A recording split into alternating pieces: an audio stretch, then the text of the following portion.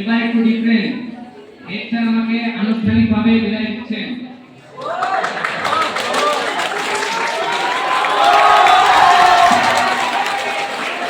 এটা বিশেষ করে আমার কপাল মানতেই হবে। প্রত্যেক বেলায় আমাকে বেয়াদবির জন্য হেড স্যারের রিমান্ডে বা জেলখানায় যেতে হতো। আজ নো রিমান্ড নো জেলখানা, সম্মান নিয়ে কাঁদতে কাঁদতে এই স্কুল থেকে বেরিয়ে যাব। আজ আমি নিজেকে নিয়ে একটু কথা বলতে চাই। আমি মিসবাহুল, পড়াশোনায় খুবই দুর্বল। ক্লাস 7 যখন আমি এই স্কুলে নতুন ভর্তি হই, তখন থেকে এই ক্লাস 12 পর্যন্ত আমি এই দিনটা অপেক্ষা করতাম যে কবে এই দিনটা আসবে আর কবে পালাবো এই স্কুল থেকে। হেড স্যার আমাকে ফাঁকিবাজ, লম্পট, বাদাম ভাজা বলে ডাকে। যেমন এই নামগুলো খুব সুন্দর, তাই আমার কাছে ছিল না। স্কুল থেকে বিদায় পরে এই নামগুলো খুব মিস করবো স্যার। আর আমার একটা ব্যাড হ্যাবিট ছিল, হেড স্যারের মার না খাওয়া পর্যন্ত আমি সোজা লাইনে আসতাম না। রিমান্ড থেকে মার খেয়ে আসার পর 3 থেকে 4 মাসের মধ্যে আমি মিসবাহুল কোনো বেয়াদবি করতাম না, কারণ ওই মায়ের প্রভাব কতদিন থাকতো।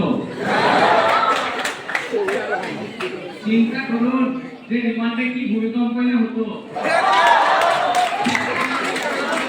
এবারে সংগ্রাম আমাদের মুক্তি সংগ্রাম, এবারে সংগ্রাম আমাদের বিজয়ের সংগ্রাম।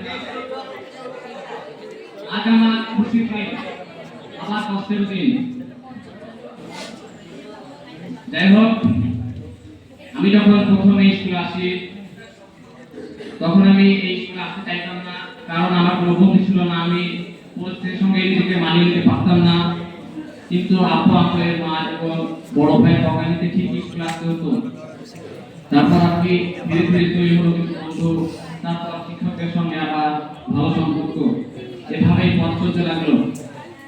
পথ চলতে চলতে দীর্ঘ 7-8টি বছর অতিবাহিত হয়ে গিয়েছে, কিন্তু বাস্তবতার লীলা খেলায় এই 5টি বছর, কিন্তু বাস্তবতার লীলা খেলায় এই 7-8টি বছর আগামীকাল থেকে স্মৃতির পাতায় পড়ে থাকবে। আমি আজকে আপনাদের মাঝে একটা কথা বলে যাচ্ছি।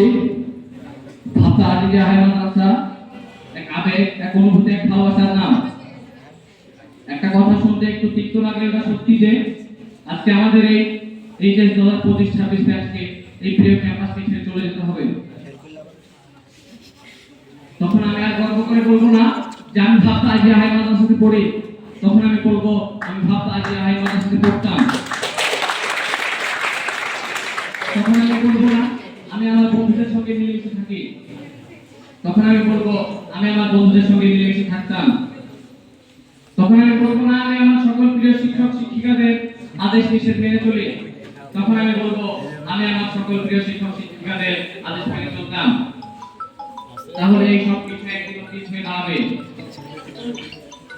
আসলে আমি এখন আপনাদের সামনে দাঁড়িয়ে কথা বলছি, আমি কোন পরিস্থিতির মধ্যে দাঁড়িয়ে কথা বলছি সেটা কেবলমাত্র আমি জানি।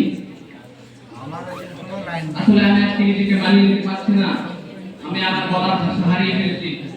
আসলে সব শেষ।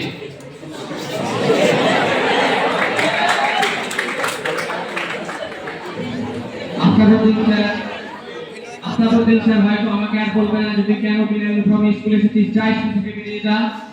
মুসা স্যার হয়তো আমার ভবিষ্যৎ নিয়ে চিন্তা করবে না। মাসিদুল স্যার হয়তো আমাকে আর বলবে না যে তুই কি করে যাবি। মিরাজ স্যারের সুন্দর সুন্দর উপদেশ হয়তো আমরা শুনতে পারবো না। সবকিছু আমাদের জন্য অতীত হয়ে দাঁড়াবে।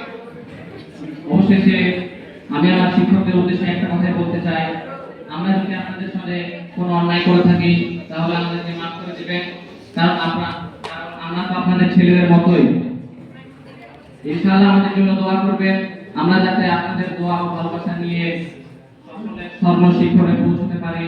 আর আমার ছোট ভাই বোনেরা, তোমরা আমাদের জন্য দোয়া করবে, শিক্ষকদের আদেশ মেনে চলবে। আর আমরা যদি ভুল করে থাকি আমাদেরকে ক্ষমা করবে। ভালো আছি, ভালো থাকবেন। আমাদের এই ব্যাচ এইচএস 25-26 ব্যাচকে মনে রাখবে। চলে যাচ্ছি তো বোঝাচ্ছি না, রেখে যাচ্ছি স্মৃতি। हमारे बाद महफिल में अफसाने बयां होंगे।